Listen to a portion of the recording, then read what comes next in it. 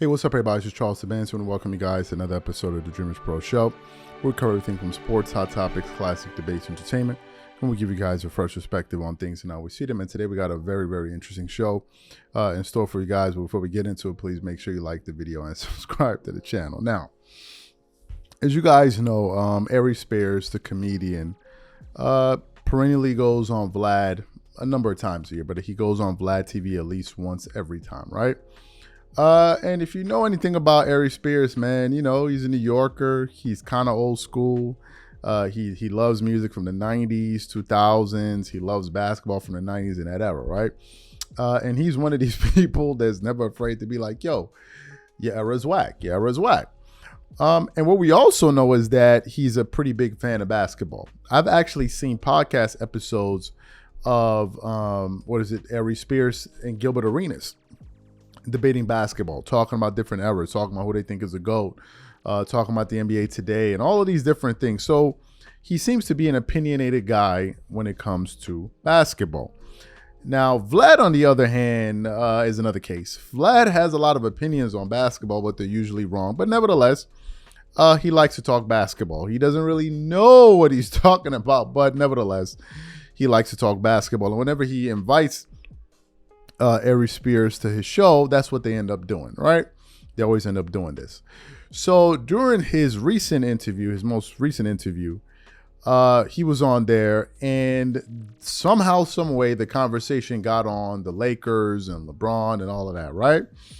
So as Vlad was talking, all of a sudden, Aries just comes out and be like, it's just like, yo, man, this LeBron era with the Lakers is trash. And he just starts going off, but he's going off in a way that you will never hear someone on TV or anything like that with the tact that they would use. He just basically starts shooting from the hip. And basically starts calling it like it is, and it gets into the Kobe Bryant, Michael Jordan, LeBron GOAT debate and all of that. And I was like, yo, I thought he gave some pretty interesting comments that I'm sure pissed off a lot of people that were listening.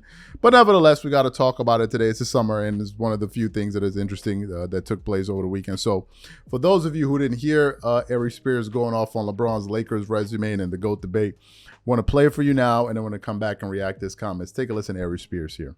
Bronny James has been drafted by the Lakers, 55th round. First father and son in the NBA ever, and on the same team. The Laker Nation, and I know a lot of Laker Nation isn't happy about this, but they deserve whatever they get. They deserve whatever they get. They are the Dallas Cowboys of the NBA. Okay, how so? I'm just like, well, the Dallas Cowboys was always branded America's team. Like, the Lakers are one of the most historic, adored franchises in the NBA. What's the most valuable franchise in the NBA currently? Yeah. They won the most championships in the modern era. But it just feels like during the LeBron era, so many bad decisions have been made. So many things that wouldn't have been done if Jerry Buss was alive. From his sons trying to run certain aspects of the team, which ran it into the ground, to LeBron having all this control, like to hiring that one year they got all the geezers to form like Voltron. There was just a bunch of old, used to be good players when they were in their prime. Just bad decision making. Hey man, they not like Buss. No. They not like Buss. No. They not like Buss. No. No. Winning the championship in the bubble, which most people don't even count as legit. Come on, man. Well, Bronny signed a 4-year, $7.9 million deal. So we went from Jerry West, Wilt Chamberlain, Shaq, Kareem, Kobe, Worthy, to now Bronny James. Through the nepotism. Yeah. Come on, man. The Lakers are a joke. I mean, yeah, and in the offseason, they really didn't get the trades that they were hoping to get. So I think that this year, I don't think the Lakers are going to do all that well. Let me tell you something. I don't know how much longer this window is for LeBron. And the general feeling is, wink, wink, he just wanted to play with his son. Once he's accomplished that, he's basically about to retire. If this is how he goes out, son on the team, they don't make the playoffs or they don't win a championship. The only one he had in LA was the bubble. and he has a total of what now? 4 rings? Mm-hmm. Miss me with the better than Jordan. There's no way you could tell me that if this is how the story ends, he is better than MJ. I don't give a about the scoring title and all them stats. He's been playing since kindergarten. Of course, he's gonna break all the records. When you're that skillful and you've been around since kindergarten with no breaks, unlike Jordan, a year and a half to go play baseball. Unlike Jordan, forced to retire the second time when he really didn't want to. Unlike Jordan, who didn't come out of high school. Dude, you've been around since forever with no breaks. Yeah, you were gonna break the records. But if your ultimate ending is 4 and 6, your son joins the team, a championship during the bubble, you don't win no more championships, and you retire with your son on the team? Nah, yo. Miss me with the Jordan. What about LeBron versus Kobe? Now, Kobe has 5 rings. I'd never put LeBron over Kobe. My order has always been Jordan, Kobe, LeBron. Okay. It's a good list. I just don't understand how he surpassed Kobe. Sometimes it's a next generation thing. He's the Kobe of this generation. He's the Jordan of this generation. That's how I think people look at it. Because listen, how many 20-year-olds really know about Jordan? What? They know about him, but have they really experienced it? Jordan was the who of his generation. Nobody. He was Jordan. He was Jordan. Could you say that he was the... The fact that you're going proves my point. Would you say he was the Magic Johnson of his generation? No, Magic was Magic. Magic and Michael, 2 totally different players. Okay. There's been no one like Jordan before Jordan or after Jordan, Kobe. The closest one. But Mike, you didn't look at Michael and go, oh, he's the of this generation. No, he was Michael. Michael. You might be able to say just from some of the things he could do athletically, but I wouldn't even say that. I was gonna say maybe Dr. J. But no. Look at Mike's highlights and look at Dr. J's. Worlds apart. Yeah. Well, it was In terms of league. winning stats, championships, worlds apart. So you heard what he had to say there. What are my thoughts on it? Well, let's talk about one of the first things he spoke about, which has been LeBron's tenure with the Lakers. And it goes to show you Vlad doesn't know what the hell he's talking about. When he was like, so where does LeBron rank in your greatest? Like, he's like, yeah, well, I'm going to think about it, I'm like, are you being serious right now? But anyway, let's talk about LeBron's time with the Lakers. LeBron has been with the Lakers for what? At least 6 seasons.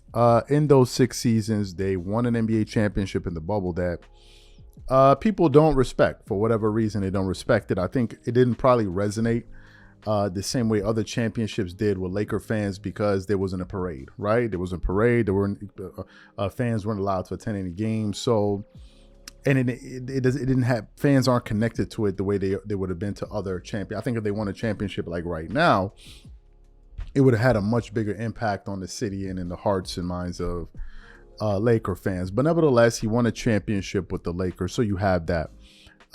So he delivered a championship for them. So that's one thing. What else?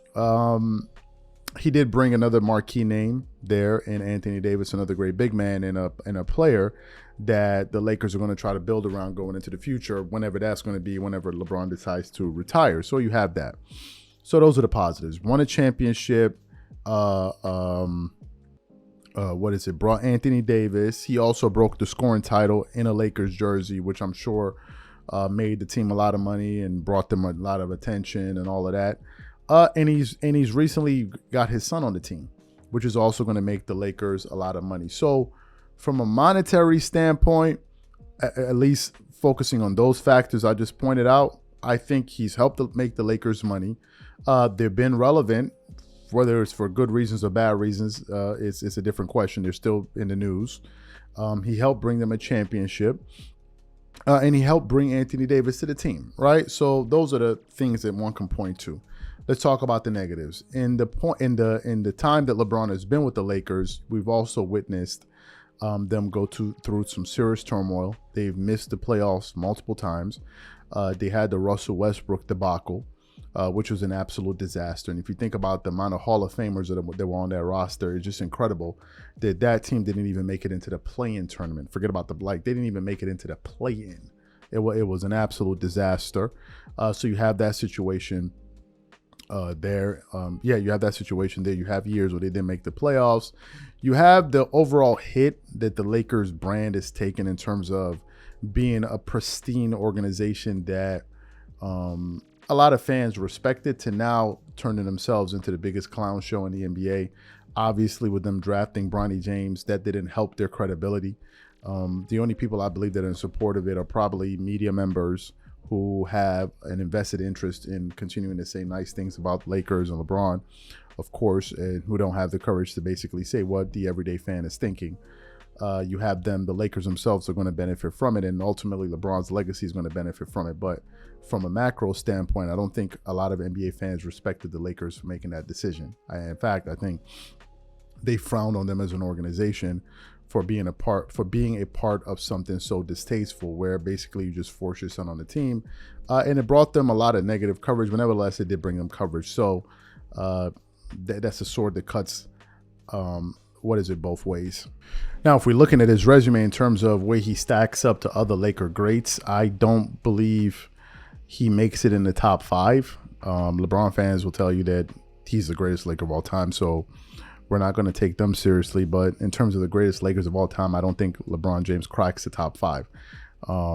If you think of some of them right now, you have Will Chamberlain, who I think won 2 championships with the Lakers. You have Shaquille O'Neal, who had a 3-peat with the Lakers. You have Magic Johnson, who has 5 championships with the Lakers. You have Kareem Abdul-Jabbar as well, who has multiple championships with the Lakers. I think he has 5, if I'm not mistaken. I think he won 1 in Milwaukee, but I think he has 5. I could be wrong.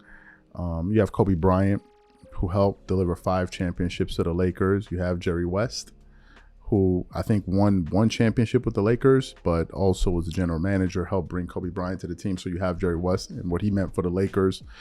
And then you may have LeBron, but then you have other Lakers like James Worthy. You have other Lakers like Pau Gasol.